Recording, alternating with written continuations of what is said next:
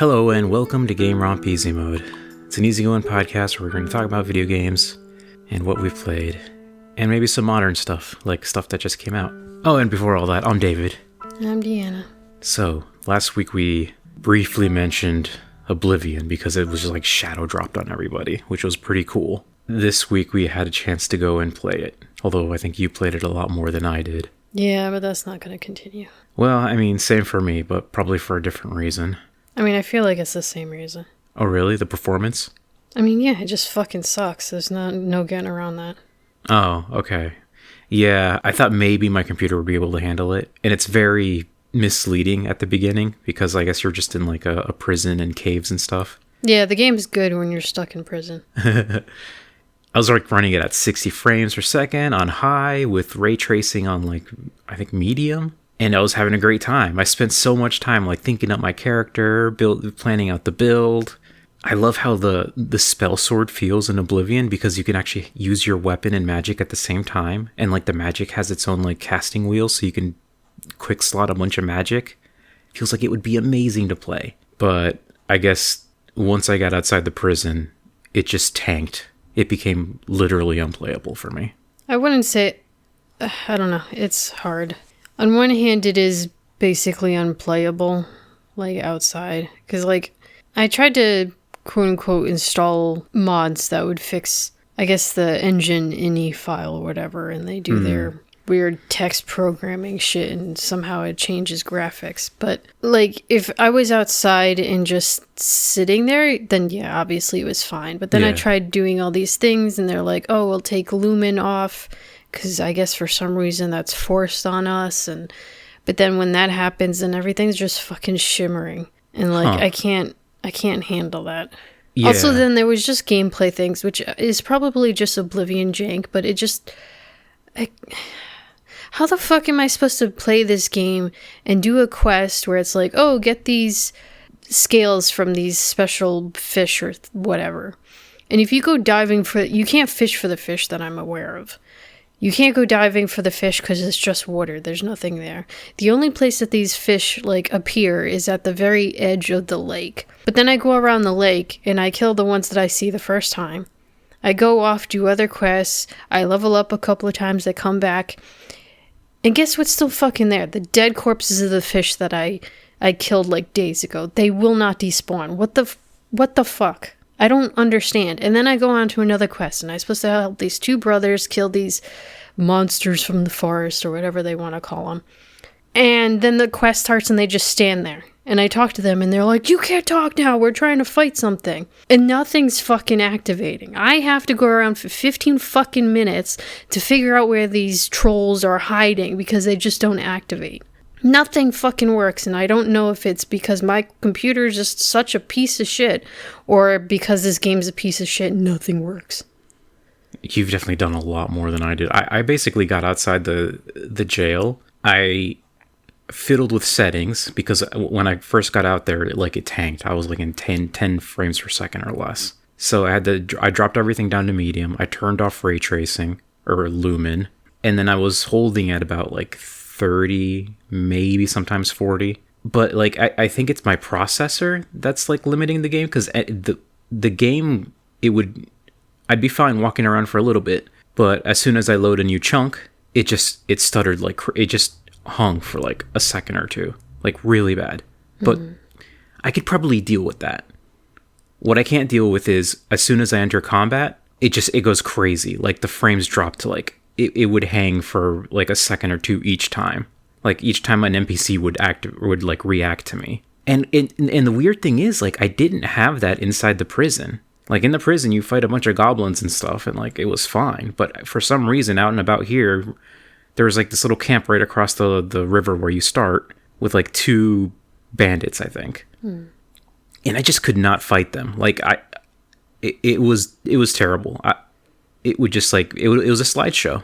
It almost makes me think, and this is probably like a completely different issue, but remember when I tried the demo for the Dragon Quest thing, and it was fine until combat started and everything shit the bed? That was the mana game. I forget the name of it. The newest mana game. Is it vaguely like that? Because like yours start, like I guess other fighting things. It was just that one goblin quest where like nothing triggered. Nothing triggers, nothing despawns. Like, what the fuck? I might try again later. I'll make sure absolutely nothing else on my computer is running, and just like give all processing power to Oblivion. And maybe I'll try like the mod you downloaded, like for like the performance fixes or something.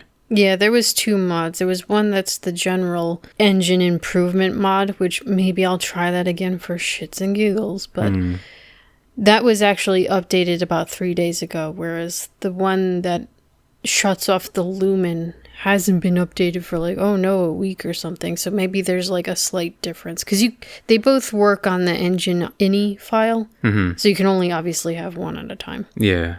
I think I'll try that along with making sure nothing else is running. And maybe I don't want to take my settings under medium, because even medium already is kind of looking not the best. I guess I'll give it one more try, but I don't know, the way it feels now, it's just, unfortunately, I guess our computers are just... And like, I know it's an old game, but it just feels like I'd rather be playing Skyrim, I guess. And okay, part of that is probably just because Skyrim has like an absolute shitload of mods at this point. Yeah. But it's also just like, I'm picking up food and I want to make food and I want to cook food, but cooking doesn't exist. Oh, really? Not that I'm aware of, because the fires don't give any indication that you can cook. I don't know. And the only thing I know is like, you can create potions and you can put this tomato and this lettuce and this onion, because they all raise fatigue or restore fatigue, and you're just mushing it in the fucking mortar and pestles. Like, that's not how salad works. That was another thing. I didn't get to play long enough to figure any of this shit out, but like, there's an old system of fatigue. I guess you got to eat to like have your stamina up or something. I don't know. I actually haven't been paying too much attention to it, which is maybe ironic because I'm a thief. I'm assuming I have some issues with fatigue or something. It's like my green bar is always full, so I don't see the problem. I really want to play this game because I know the magic system in it is way better than the one in Skyrim. Well, everything else is broken, so. But yeah, so far the game just is not... It doesn't like my computer, and I don't know if I'll be able to get around or even tweak it enough to make it work. But I guess I'll give it one more shot, but I might just be out of luck until we upgrade our computers, which is probably not going to be any happen time soon. Sadly. Man, our computers aren't even that old. I have an RTX 2060 for those that know what that is. So it's... Okay, 2060. NVIDIA just released the 5 series, so they're like the 5070 is like the last one they released, so I guess... Yeah, but you probably don't want to do that because they're all exploding and melting anyways. No, I would probably go with the... 40-something series. Either that or the new AMD cards. Oh, I don't know. Apparently the new AMD cards are like way cheaper and basically as good as the 5070. I guess NVIDIA just got Without the melting? NVIDIA just got greedy this generation and was charging way too much for this shit. Well, yeah, because their stock was like astronomical, and now it's shitting itself like every other stock. Well, so. they were doing so good for a while, so everyone's like, oh, we're just gonna buy NVIDIA, and they like basically dominated the graphics card industry, and now they're taking it for granted and just like releasing this new generation of cards for way too much, just thinking, well, gamers are gonna buy it anyways, gamers and AI people and like, I don't know, does crypto.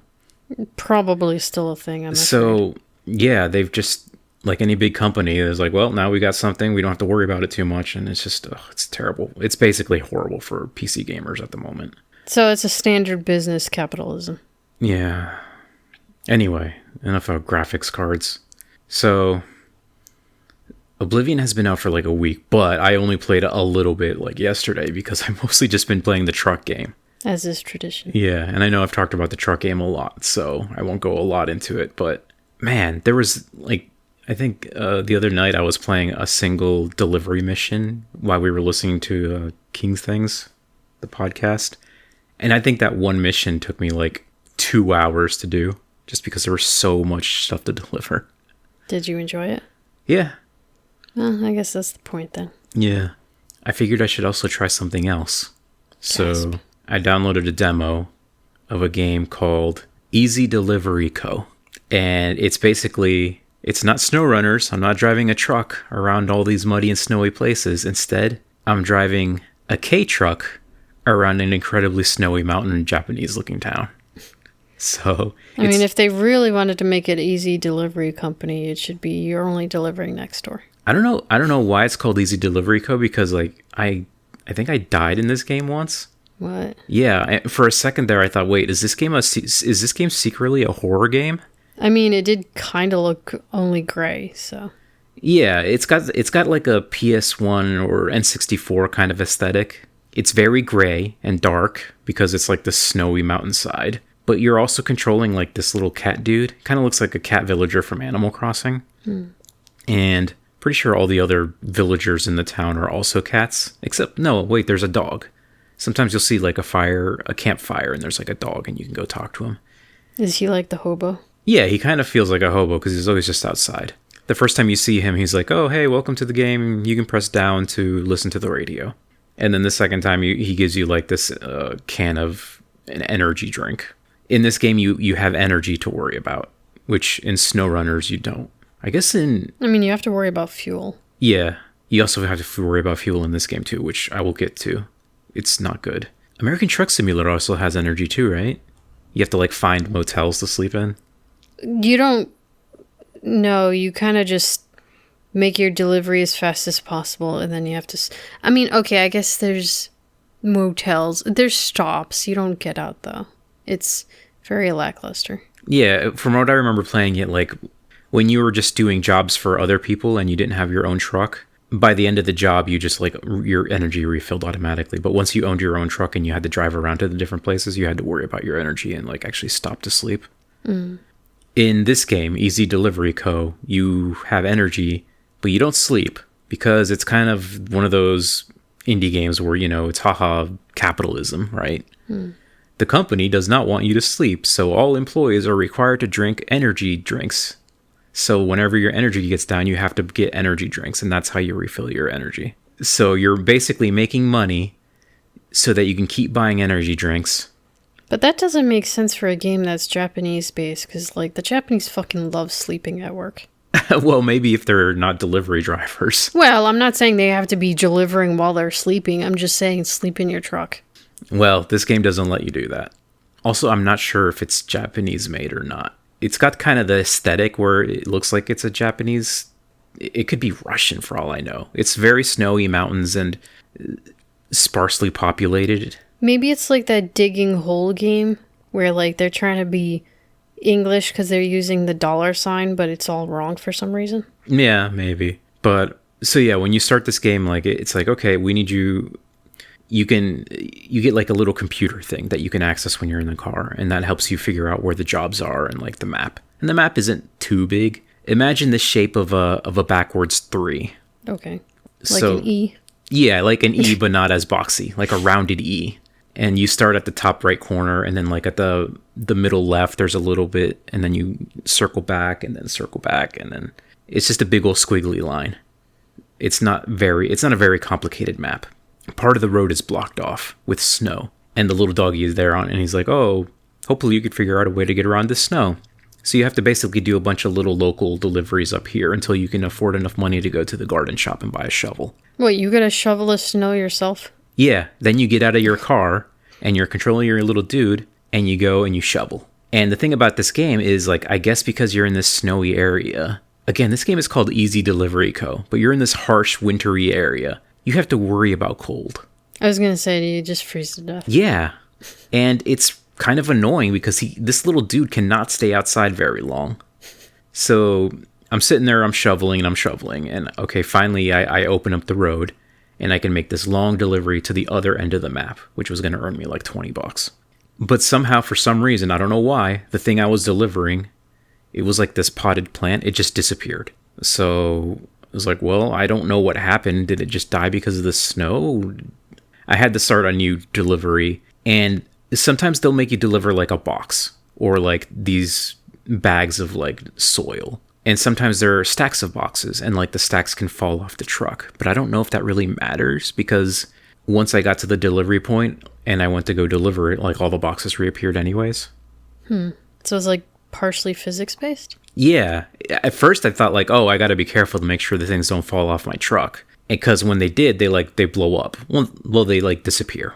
They make a little poof and then they're gone. But then when I got there, it's like, oh, all 3 boxes are back somehow. So whatever. I don't know. Maybe it's a demo thing. Yeah.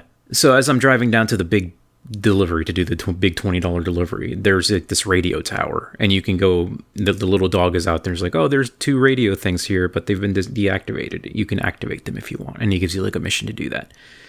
So this first one's easy. I could just drive up to it, get out, walk right into the station, and reactivate it. And that gives me another radio station. You start with one radio station that plays like one song. The second radio station has more like techno-y song. And there's also like a talk radio station. Is it gibberish or? Yes. They all speak like Animal Crossing, like me, me, me, me, me, me. And so when you turn on the radio station, the news station or whatever, it's just... And it's like, okay, that's funny, but I don't want to listen to that, right? So anyway, I make the big $20 delivery. It's like, whoa, that's a lot of money. And I'm running really low on energy. And I'm trying to like fumble with the fucking inventory system, which is not very intuitive. I go to the vending machine to buy energy drinks because that's the only way you can restore energy. And as I'm out there fiddling with my inventory to drink the damn thing, because apparently I was carrying 2 empty cans, and I was like, where is my actual full can of energy? I froze to death and I collapsed. Like, this little cat can stay outside for like, I swear it doesn't even feel like a full minute before he just dies. Yeah, I know that feeling. Juggling energy and the fact that everything is cold. So after I died, I woke up in this weird room and it was dark. It's basically like a cross-shaped hallway. You're in the middle. There's a down, up, left, and right. And it's just completely dark. I'm like, what the hell? Is this suddenly a horror game? Sounds like it. And I was about at this point where I'm like, I don't want to play this. This is fucking dumb. I didn't sign up for a horror game. I just wanted I wanted to play more SnowRunners, and this looked like a cute Japanese SnowRunners. So I walked up. I mean, there was no indication of anything in either direction, so I just went north. And it just turned dark and dark and dark, and I couldn't see anything. I could just hear my little dude tap, tap, tap, tap as he was walking. And I'm like, is this a trap? Am I going the wrong way? So I tried going back, and it didn't go back. Like, I was just stuck in darkness. And then I just stopped moving for a bit, and I'm like, thinking, what am I supposed to do here? And suddenly, my character wakes up inside the gas station. It was a bad dream. So I'm in the gas station, and there's this little white cat at the counter. And he's like berating you, like calling you stupid and like dummy, and like this is gonna cost you $20. So he basically took like almost all my money. I think I had like less than $1 left after he did that. So yeah, I guess I died, and you respawn at the gas station, and the guy calls you a fucking dumbass, takes $20 from you, and then you go outside, and your little K truck is at the gas pump. So I'm like, okay, fine, whatever. That was weird, but I guess I'm out here, and I know I can die. So I did more deliveries. I finished up the little quest that the dog gives you. His quests were like, do 3 deliveries, find a way past the snowdrift. And the final one was activate both radio towers. I already activated one, so I'm like, okay, I'm going to go see where the other one is. I get to it, which is like on the other side of the map, and the little dog is out there and is like, don't go up these stairs unless you're prepared, because you might not be able to walk all the way there. And I don't know what he means. Like, am I supposed to buy a coat or something to keep me warm, right? That's what I would assume. Is this like the 5,000 steps for the throat of the world? Kinda, yeah. Because like you're at the end of the map.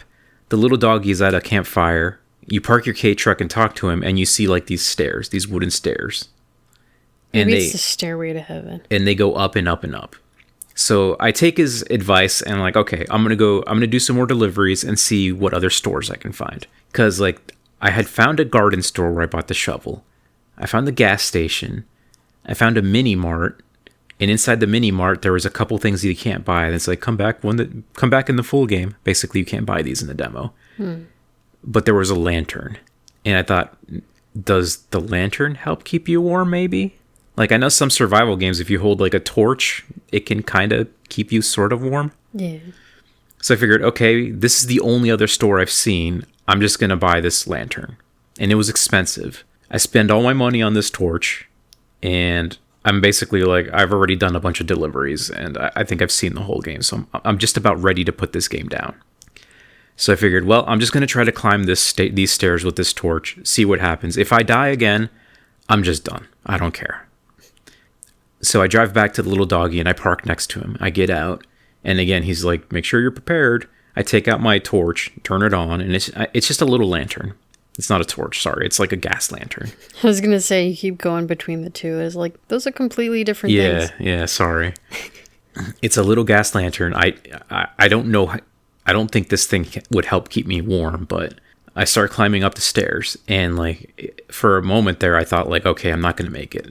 When you're outside, you get like the little freezy effect on your screen, right? And it slowly like encloses you until it gets to the center of the screen. But I did. I made it all the way to the top of the stairs, turned on the radio, and then I'm like, oh, okay. Now what do I do? Because I'm pretty much almost dead, and this little shack where the radio thing is not warming me up. It's keeping me from getting colder, but it's not warming me up. Throw yourself off the cliff. Actually, did it? Maybe it did warm me up, because like I was thinking, okay, I'm gonna walk outside and I'm probably gonna die. But I did go back out, and I made it back down the stairs, and I made it to my car. And I thought I was gonna die, but I made it, so it was fine. I talked to the little doggy again after I warm up a bit, and he's like, thank you for playing the demo, for completing the demo. Here's a prize. And he gives me a program for my PC. So I get back in my car, I turn on the program that he gave me, and it's like a congratulations thing. And the program is basically, there's this little mouse cursor. Your mouse cursor turns into a hand, and when you press the button, it throws out these little dots. So you keep pressing it, and then birds come, and they start eating the dots. So it's like your prize for beating the game is like this like digital bird feeder. That was cute. That was actually a cute little reward. But you probably shouldn't have had to like basically die for that. Yeah, I mean, it's a pretty simple game, I guess. Like, I don't know what I was expecting. It's really linear in a way. Like, I mean, it's not fair to compare this to SnowRunners or any of these other games, but like the road on this is literally like a big straight line with like 3 major towns, but the towns are like basically just a little circle on parts of the map. So it's not that complicated. You find when you pick up your deliveries, you're like, okay, from here to here, it's basically a straight line. You don't have to think about it too hard. It's not like SnowRunners where I have to like, okay, the deliveries are here, and I got to go pick up this, and what's the best route? Which should I go the long way that's easier, or the short way that's going to be muddy and slow?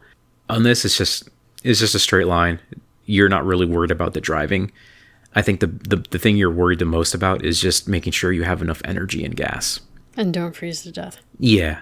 Because like if you're standing outside too long, you just collapse, which is annoying because like even when I go out to like get a drink from the vending machine, I feel like I'm racing against time. Step out of the car, put in the money, watch the thing fall. One time it didn't fall, so I had to kick it. Then I get the can. Then I drink it. Then I got the empty can. If there's a trash can nearby, you can throw it away and be good. If there's not, I'm like, I don't have time. I'm gonna die, so I just throw it on the ground. Are you sure you're in Japan or something, or you're in that area of like, what is it, Siberia? That's like -50 all the time. Yeah, it seemed to be, and like there's also a weather and day-night system. So like sometimes the snow really, really, really picks up and makes visibility low. And I think if you go outside during that time, it's kind of like the long dark, You'll freeze to death instantly. You get a lot colder a lot faster, which I don't think I realized that first, and that's probably why I died because. You die and then God berates you. Yeah, because like asshole.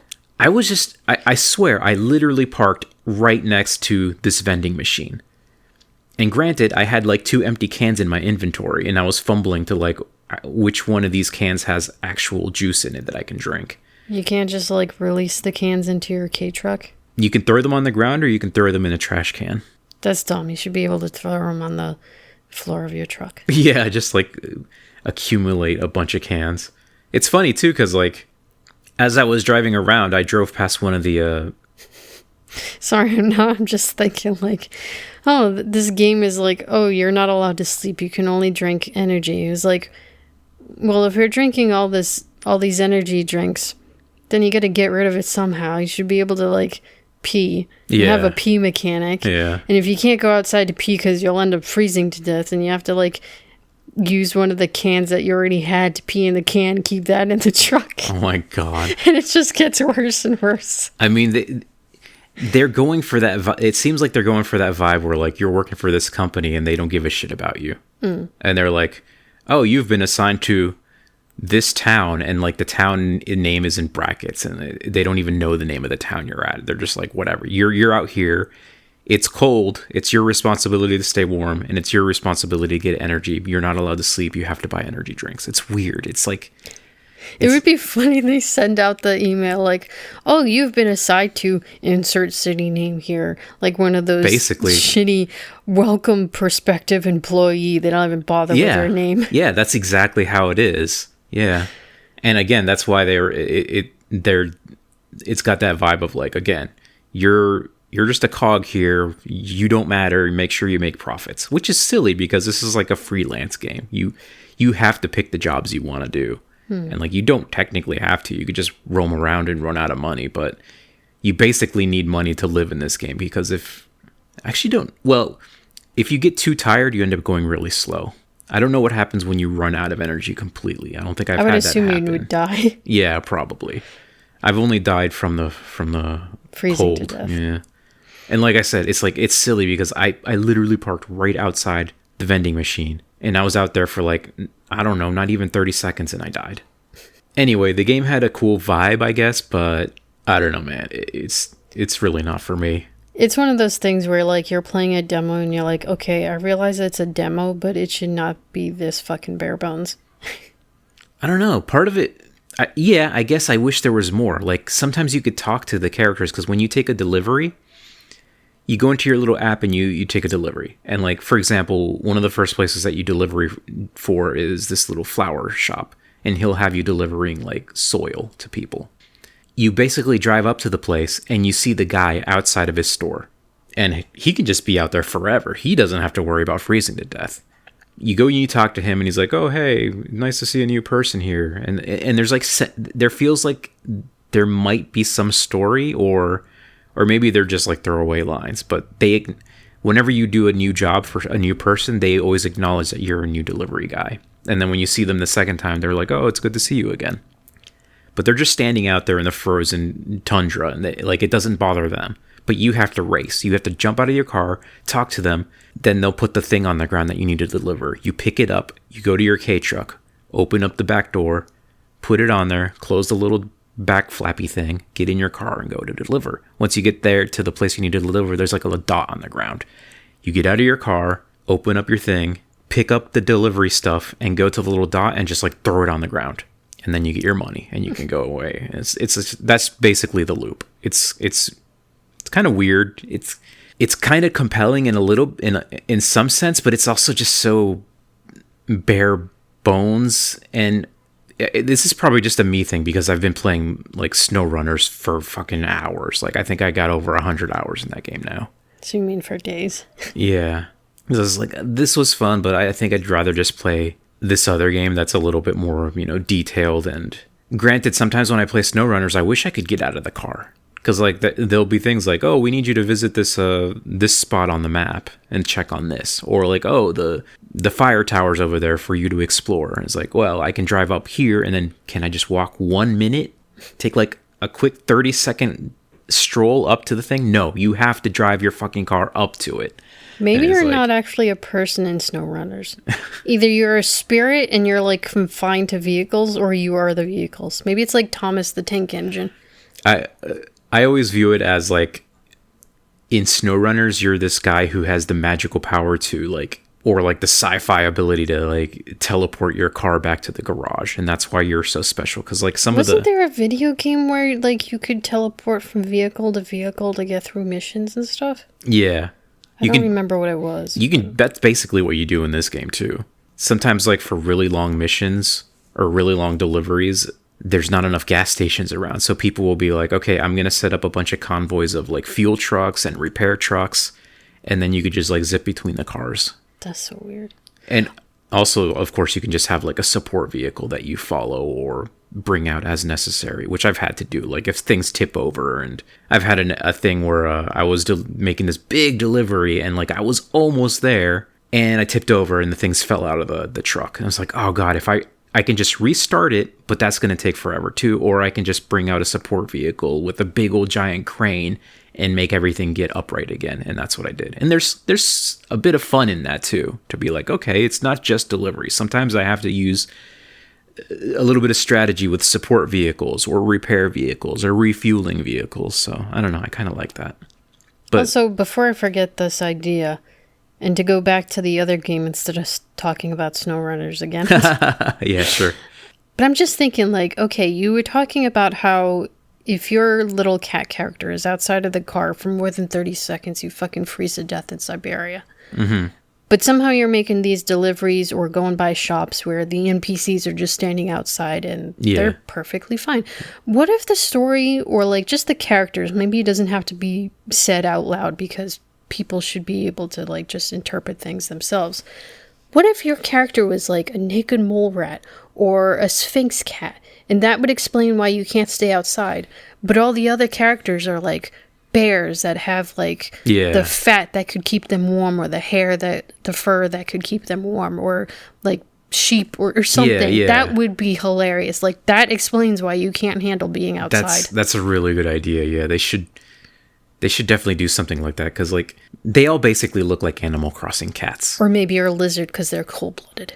Imagine like Animal Crossing cat characters mixed with like RimWorld, because they got the cat head. They got like a little tube body and like 2 dots for arms. Mm. But everyone's a cat. They have different colors. Like I think your cat is black with like white eyes.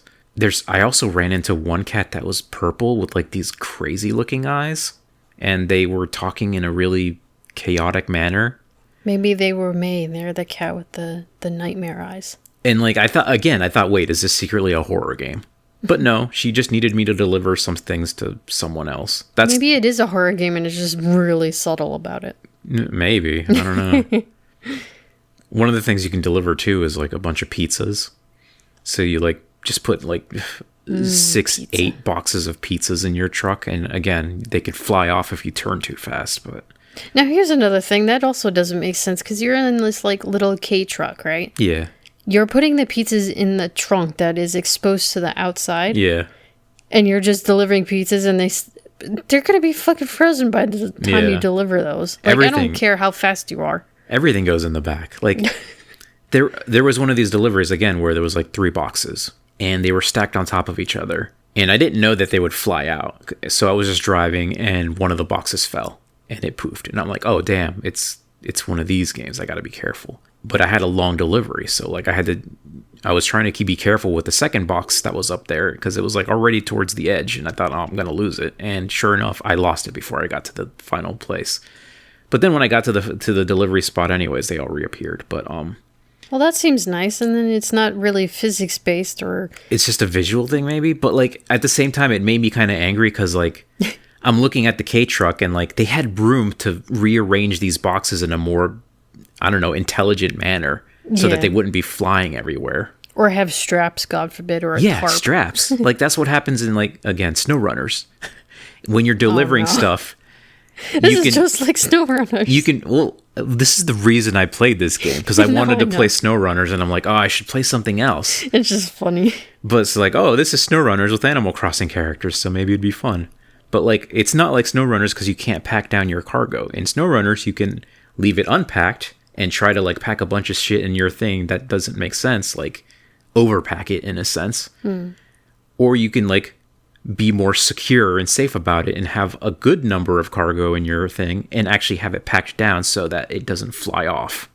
But then there's also things to consider, like some trucks will have like, it'll be just a flatbed, so like if you don't pack it at all, they'll slide off. And then some trucks will have like walls on it, so like even if you don't pack it, they can still bounce around in there a bit.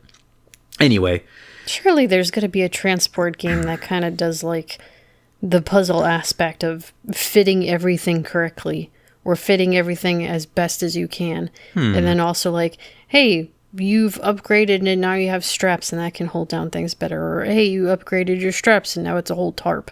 And do you still get to drive and deliver the things? Yeah. Yeah, that would be fun. It's like a mix and match of different game types. Yeah. I could go for more. Could I go for more driving games? I don't know. It sounds like it. You've been playing SnowRunners for like 2-3 months now. Yeah, and I still haven't even seen all of it. Granted, it's because half the time you're going really slow, but And really, how hard could PS2 graphic type stuff be? It's just silly textures and the very basic of polygons, right? Yeah, I guess. It's the programming that's a pain in the ass. Ask me how I know. No, I don't think I will. But I will ask you, what is the other game you've been playing? Okay, so there was 2 kind of games. I had the privilege of attempting Oblivion first because I had ways to get like a $25 Xbox like gift card. Mm-hmm. So I'm like, fine, I guess I'll use those points for that because nothing else looks good in the... For Game Pass. Yeah. Nothing else looks so good in the store. I'll just use Game Pass, whatever. So one of the many other games that they have on there is Balatro. And I'm like, okay, I've heard a lot about this. Yeah.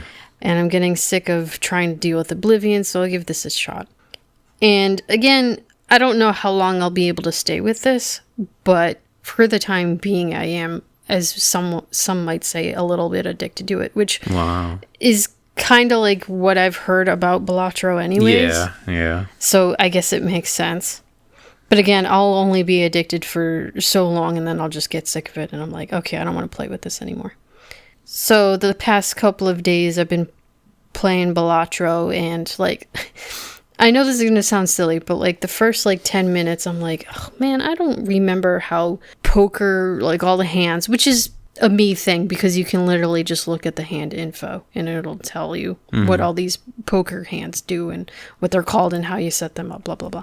Now, are you playing poker against somebody else or just making hands? No, you're just making hands. Okay. So the first like 10 minutes, I'm like, okay, I don't remember. I feel stupid. I'm getting all these like bad things and it's just like, no shit. It's the first 5 fucking minutes. Give yourself a second. And then like half an hour later, I'm like building all these combos and like suddenly it just clicks, I guess.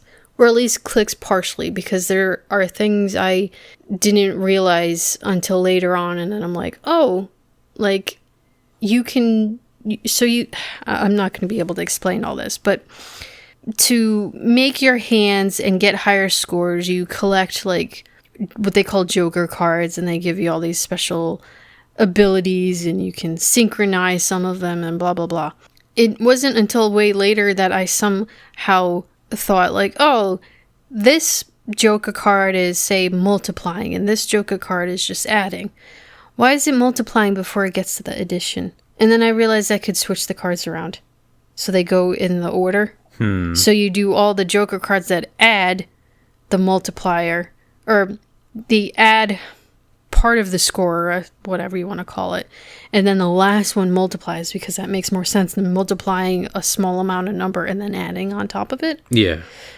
So I didn't learn that until later. And there's probably like a ton of other things that I still haven't realized or understood. And yeah, I could look up like a beginner's like, make sure you understand all these small concepts and this will get you a bigger score. Of what? Of poker or the game in general? The game in general, because like poker is not dealing with jokers that like multiply your score or some shit. I haven't played Balatro, but it feels, I guess you're just trying to like build a score. Is that like your goal? Yeah, like you're not playing against anyone, but you're playing against the ante. Okay. So there's like, like literally the first game of the poker hand that you have to do is like, okay, score at least 300 points. Okay. And then the second game is score 450 points. And then the third one is always a boss, quote unquote, a boss.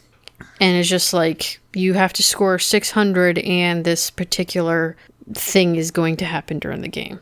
And there's all these different quote unquote bosses. I don't know if you'd call it a boss. It's just whatever. To get to the next level of the ante, because there's like 8 levels, I think, of ante, like steps, a ladder. I don't know what you want to fucking call it, whatever. It doesn't matter.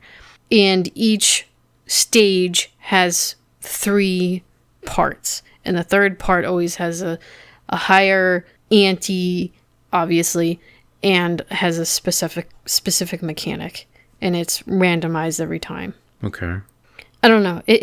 I'm not going to attempt to explain it. You should just play it. I think it kind of reminds me of that one game I played a while back that I don't remember the name of. It's like that dropping the ball thing. Oh, Billionaire. Yeah, where it's like, oh, your goal now is to get 10,000. Now your goal is to get 20,000. Except you're trying to make synergies between Jokers. And then there's the cards that they're like celestial cards, and they're all the planets. And you can pick one or two of them at a time, and it'll upgrade the hand. So you can play like, you'll use, I forget which planet it is. I forget if it's Mercury or Venus, and it'll like upgrade the level if you play a 1-pair hand or a 2-pair hand. Then there's also tarot cards, which can apply all sorts of random things, but you can only have 2 at a time, and then you have to use them and to get more. And it's just like all these different systems that can do synergy between themselves and between the others as well. And it's just like there's... Now, apparently this game was made by like one dude. Yeah. So like, I don't know how many years he took to make Balatro and figure out all these systems and how they intertwine with themselves and the other systems. And it's just like, holy shit, dude. I mean, it's great that he won all those awards, because I cannot imagine. Yeah, people love this game. How much time and programming and ideas this fucking thing took. Although I have come across one very specific and also insignificant bug, if you will. You can either play each game in each level of ante or whatever, or you can skip the blind, as they call it. And if you skip the blind, you can get like certain like privileges or like an extra card pack or whatever. But if you skip the blind and then you go immediately to play the next game, it has like this weird... What's the word I'm looking for? You skip the blind, then you go to try to play the game, but it won't activate the play button immediately. You have to like kind of wiggle your mouse over it, and then it'll activate it. Okay. I'll have to show you. It's very insignificant. It's just a thing I happen to notice. It's hard to explain. Oh, and you're saying that this was a bug? I guess it would technically count as a bug, because I don't think it's supposed to happen. Because if you roll over the button that says play this hand, it's immediate. But if you hit the blind and then go to the next game start button, it's not immediate. Okay. It's weird. Maybe I'll make a GIF of it or something. It's, again, very insignificant. It's not a thing against Balatro or the creator or anything. It's just something I happen to notice. Okay, fair enough. But otherwise, yes, it's a very good game. And I think I've won 2 of the runs. As in, like, I've finished... There's, like, 8 levels. And then if you complete that, you, like, win the... I don't know if you count it as winning the hand. Because you can choose from a red deck, and that has a special thing. And the blue deck, and that has a special ability. And then there's like an orange and a celestial deck, or whatever the fuck it's called. And these are all just different synergies and like multipliers for your score? No, this is just the hand that you start with. The synergies are something completely different. It's too complicated. Yeah, I'm too fair. dumb to explain this shit. So. Yeah, it's one of those games where I think about it, I was like, I have no idea what the hell's going on here. Yeah, no, I'm not good enough to explain it. But I do have a question. Like, I know this game has a lot of crossover with other properties that you get to like pick a special, like the Witcher deck or a Fallout deck or whatever. Oh, that might be DLC, and I don't think I have access to that. Okay. Well, that's too bad. But now I'll be curious to look that up on Steam just out of curiosity, because that sounds like it would be interesting. It's crazy how popular that game is. Like, I look at it and to me it feels like, I don't know, this just looks like video poker with like some goofy stuff added on top, but like it has so many people hooked. Because it is like ridiculously deep for just one person to come up with. Interesting. It's crazy. There is one other game. I guess we got a few minutes. Okay.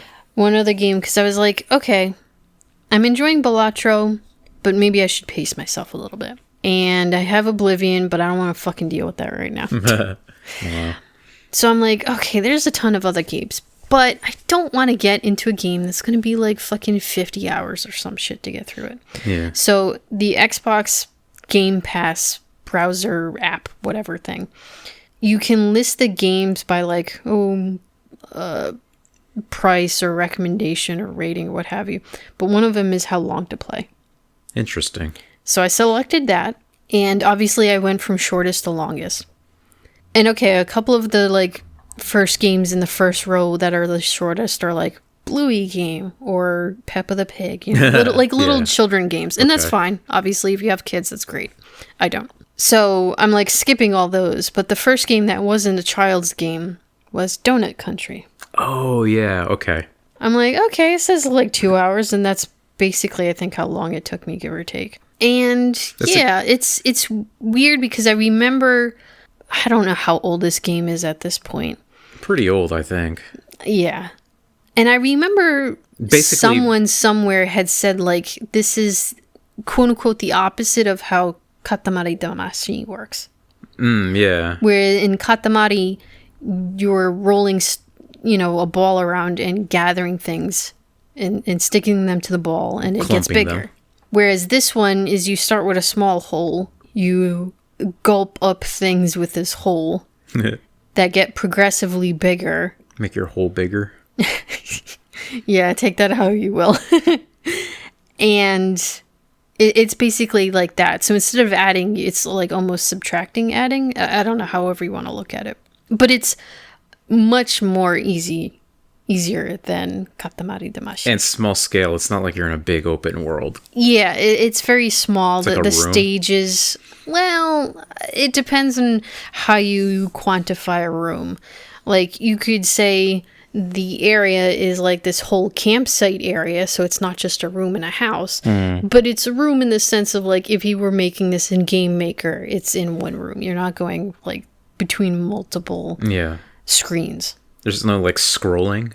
At the very end, in the last building, there is, I guess you would count as scrolling, but everything else is a single, like, room. Yeah, that's what I thought. It was, like, just one screen of things you're moving around in. So it's very easy. There are, like, not every stage, but the majority of stages have, like, a particular mechanic to work around with. So there is, like, some puzzle aspects to it. And some of the puzzles are, or at least for me, a little bit easier to understand than others. But then I finally, like, immediately figure them out. So it's not, like, super mind-straining or anything. So there's puzzles, because I watched you play a little bit of it. I wasn't paying too much attention, but I remember at one point I looked over and it looked like there was this drone that was shooting missiles at you. Yeah, that's at the end of the game, and this game is what I would call, and this is not to disparage it, I would call this a stupid funny game. Okay. Like, it's funny, but in a stupid, like, random way. Like the Goose Game? Yeah, and, like, how the characters interact, and they're very, what is it, the mid-2000s where everyone had to be, like, super random, like, haha, LOL, I'm just super random. It's like that kind of humor. Interesting. It does not take itself seriously, because obviously not. And that's perfectly fine. It's just the characters are kind of dumb. The story is very silly. It's just, it's fine. I would say it's, I don't know. I guess I shouldn't compare it in this way, so I don't know. There's certain games where, like, in Night in the Woods, the characters can be kind of random, but I, like, fucking love how people talk in Night in the Woods. Whereas this is random, and it's like, I would not converse with any of these people if I talked to them in real life. Now, this is interesting. There's, like, actual characters that talk, like, or just throwing out little one-liners that they get eaten up. There's a story. Wow. It's ridiculous, but there's a story. Okay. And they're conversing with each other, and I don't know if I would count it as, maybe it's like Animal Crossing talk, except everyone shares the same voice. But I think I can feel like I can detect the actual words that they're saying. It's just gibberish words. Okay. But it is weird that they're, like, all use the same sound. It's not changed from one to the other, which I think could have added a little bit more personality to them, but that's not a big deal. So you ended up finishing this whole game? Yeah, I finished it in one go. It was like 2 hours. Wow. Or 2 to 3, something like that. And it was good. You enjoy little short games like that, then? Yeah, because I can just play through it once and be done with it, enjoy what little story there was and how ridiculous, but now I don't have to go back to it. Yeah, I mean, that's fine. There's definitely a lot of people like you that enjoy that kind of thing. It's like, oh, this is just a short game. And that way, like, I can play one short game a week and discuss it here instead of playing, no offense to you, a game that's going to take me fucking 100 hours, assuming I even lasted that long, which I don't think I ever do. Because even if I play RimWorld and I have like, oh, RimWorld has 900 hours, well, half of that is loading just the fucking game.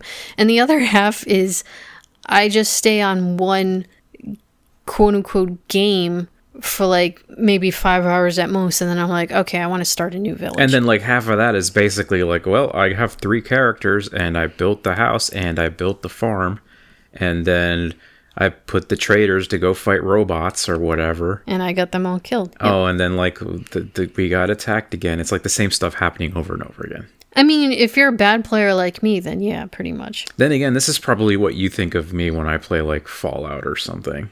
Yeah, like how many fucking times can you play this thing? It's the same thing over and over again. That's what I think when you play RimWorld. I know, and that's perfectly fair, because it is. It's just, I don't know, I get stuck in that beginning of the game thing. See, that's why I like Fallout, and I would love to play Oblivion, because like I just want to explore the world. But unfortunately, like Oblivion so far, and I don't know if this is going to make people angry or not. I don't know, whatever, I don't care. Oblivion so far has just made me wanted to play Skyrim. Because Skyrim's better. At least we can handle Skyrim. Our computers can handle Skyrim. There's a shit ton of mods, which is nothing against Skyrim. It just happens to be the thing. And there's just so many more mechanics that, like, hey, I can stuff sorta. up. Well, in the sense, like, here in Oblivion, I wish I could use this horse to store stuff on it. But there's no baggage, so I can't put things on the horse. So I'm, like, confined to however much I can carry. Was that a vanilla feature in Skyrim, or was that a mod? Maybe it's a mod, I don't know. Because, in which case, that's great. I love mods. Oh, I mean, Oblivion also has mods, but like obviously because this is new, not a lot of mods are out yet, or some of them are getting ported. Because I would like to cook. One of the things in Oblivion that Skyrim doesn't have is spellcrafting. Oh, yeah, I haven't. And of course, this is me. You always play the archer character. I always play like a spell sword character. So for me, it's like I want to experience Oblivion spellcrafting and like the magic system, because it seems way better than the version Skyrim has. The only magic I've used in Oblivion so far, which for a Khajiit should not be fucking magic, is the Night Eye. Because it's so hard to see things with all this shimmering stuff, which is a graphical thing I need to take care of. But having the Night Eye and turning everything into a phase of blue makes things just easier to see. Which is like the point, obviously. What's interesting too? It seems like your computer handles this game better, even though my video card is slightly better than yours. Because like when I've watched you play it, that's why I bought the game. I was thinking, oh, Deanna's computer can handle this, then mine will be fine too. I'll just buy it and play it. Maybe you should try the mod that turns off the lumen shit, because I think that's screwing up a lot of people. Maybe. Which is unfortunate, because I know when like the Unreal Engine 5 was going through and like, look how fucking amazing this shit is, and look how amazing Lumen is, and maybe it is, but not just for our computers. Not our old computers. Yeah, unfortunately, we need an upgrade badly. It's not to get too depressing, but it's not going to happen. If it didn't happen before, it's not happening now. Oh well, that's life. We just sorry, sweetie. Gotta deal with what we have. Play older games, maybe. I could go back and I should play Terra Enigma. I should finish that. Yeah, see how that story plays out. Because I know you listened to the Did you finish the podcast, or are you still slowly going through there? Because like they were like going crazy about how the story is, and like we played through it, and we're like, eh. They've gotten to. I don't think they've gotten to the part where the humans come back. So they just had like finished the Lion King section. Okay. So yeah, I'm still pretty early on. I think I'm like in France, so I want to see what the hype is like. Things might get crazy later, so we'll see if I can get back into that. Maybe I should. It's just tough because like the nice thing about SnowRunners too is like not only am I playing a game, I'm also catching up on podcasts and relaxing and just like there's no stress. When I play Terra Enigma, I can get a little frustrated with the combat because I don't know, it just doesn't feel super good to me. But SnowRunners can also be frustrating, but it's also just it feels more chill. Like I don't get too angry when I tip over and like See, I would be the opposite, and I was like, this is why I don't like SnowRunners, and this is why I played for a time Euro Truck or American Truck Simulator instead, because I could just, at least in those games, because I'm always on the highway and the roads and stuff, I can just go. Whereas SnowRunners, I'm like, great, I'm stuck in mud of fucking again. Like, That's it's part going of to the take game, me though. like 15 you have minutes. to plan around that and not get stuck in the mud. No, I know, I guess. It's just, I don't know. It also gets easier when you get like better trucks, because like the first ones you start with. Well, I would hope so. Yeah, I mean, that's part of the challenge in the growing of it. Maybe one day I'll get the Expeditions game. I don't know, man. There's so many games, and like you got Game Pass now too, so you got access to so many cool games. Yeah, I guess it'll be up to me to play different games that actually talk about something different every week. We could try playing what was it? Shredder's Revenge, the Ninja Turtles game? Oh yeah, if we can figure out like I can use a keyboard and you can use a controller or something, that'd be great. Because I think that's one of the, also like in the first line of shortest games, Shredder's Revenge was like second to last in the list. And that's co-op, and like I mean, I always loved Ninja Turtles and their beat 'em ups from back in the day. So I mean, I think even you and I played Turtles in Time. I think so, yeah. Oh man, and the music in Turtles in Time is so good. Oh, here's a question before we end. Balatro or Whole Country, is that what it's called? Donut Country. Donut Country. Which one had better music? Yeah. I don't know. I can't even say Donut Hole. Okay, here's my line of thinking. Balatro's music can get annoying very quickly. Or at least it feels like to me it can get, because it's like the same thing. Yeah. I noticed that when you were playing it. Yeah, because sometimes I would play it with my headphones off so I could hear around me and stuff. On the other hand, I don't fucking remember anything from Donut Country. Wow. Well, hey, good enough for me. All right, There's guys. my answer. I don't fucking remember. No, that's perfectly valid. There's a lot of games where the music is just, it's there and it's good that it's there, but then like it just goes outside of your brain as soon as you're done playing. Yeah, it's weird how that works. Like there are games whose music, like Katamari Damashi, is so good, you'll just constantly listen to it while you're not even playing the game. You'll go on YouTube, find the OST, and be like, yeah, I want to fucking listen to this. Then there will be games where you try to listen. I think it was Suikoden. I tried listening to the OST, just be like, oh, what is it? And the music fucking sucks to listen by itself. Yeah. However, while you're playing the game, it's perfect. Yeah, and then you get the enhances games. the mood. Yeah, then you get the games where the music is just like, yeah, it exists, I guess, but I ain't remembering shit. Yeah, like Dark Cloud is an example of that. Like JRPGs are like, oh, JRPGs have great music, but like Dark Cloud, especially Dark Cloud 2, the music is just like, it's just there, and it's very sleepy half the time. It's not super good. And I guess I would say there's probably like a fourth category of music in which there's no music, it's just straight out ambience, and that's it. Oh yeah, some games where the ambience, it can be kind of like a mix of ambience and music, but it's still more on the like just kind of a sound in the background, so it's not silent. Yeah, I think we just watched a YouTuber who played an older game, and it's like there's Soul Reaver. Yeah, and there's not really music; it's just ambient sounds, which is fine. Yeah, the music. There's music, but it's very. It's not there to grab your attention. It's there to not keep the game silent. And I remember when I played Soul Reaver as a kid on the PS1, and like I got stuck in the cathedral with the spider vampire things, and it's like, being stuck in a big dungeon and hearing the same kind of like creaking ambience music, it can just it put me to sleep. So I liked Soul Reaver. I never beat it, but yeah, it can definitely put you to sleep if you get stuck. You know, it's funny because like The Long Dark does technically have music, but I think I preferred it when it was just the ambience because... Wait, it has music? Yeah. It doesn't play very often, which I do enjoy because some games will just constantly play music. Is this only in the story mode or in the survival as well? I don't know. But yeah, I was thinking like, does this game even have music? And then I'm playing one day and I heard the music. I'm like, oh, it does. But I think I preferred not having the music.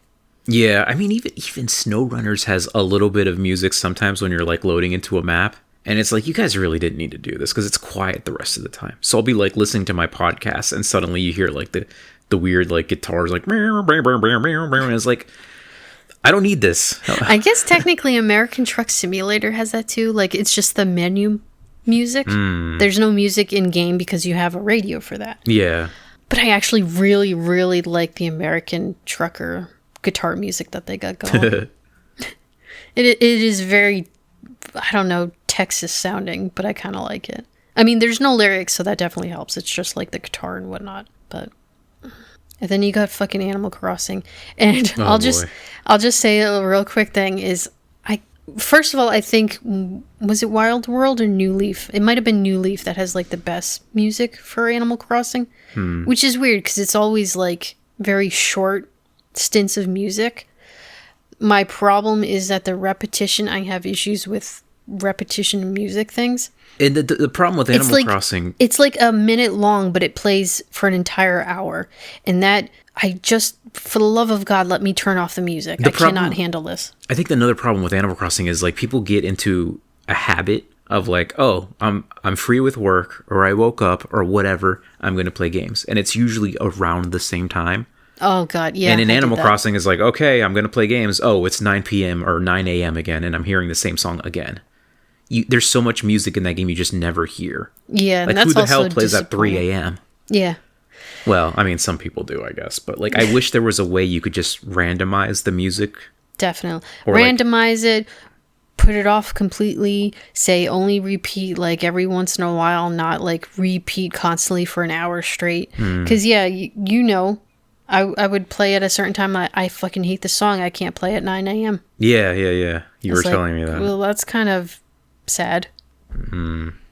I do think that the latest one on the Switch was basically the worst for music.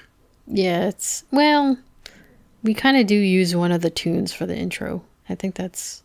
Oh. Was that... I don't know. I think it's like 11 p.m. we're using, but... You could always change it to one of the older games or whatever. No, I mean, I picked this one because I liked it. Okay, that's fine. I'm just saying not all the music in New Horizons is bad. I do definitely remember playing like the game on the DS or 3DS, and sometimes I'd be up at like midnight, or I was like, oh, maybe I should play Animal Crossing just a little bit just to hear the songs. Oh, anyway, that's went a bit longer than expected, so I think we should call it a... Yeah, that is pretty good for this week. Great. Good job, hon. I survived another podcast recording. Thank you for hanging in there with me and this terrible burden I've placed upon you. Well, no, it's nice and sunny outside. So let's wrap up here. We'll see you guys next week. We love you. Bye. Bye-bye.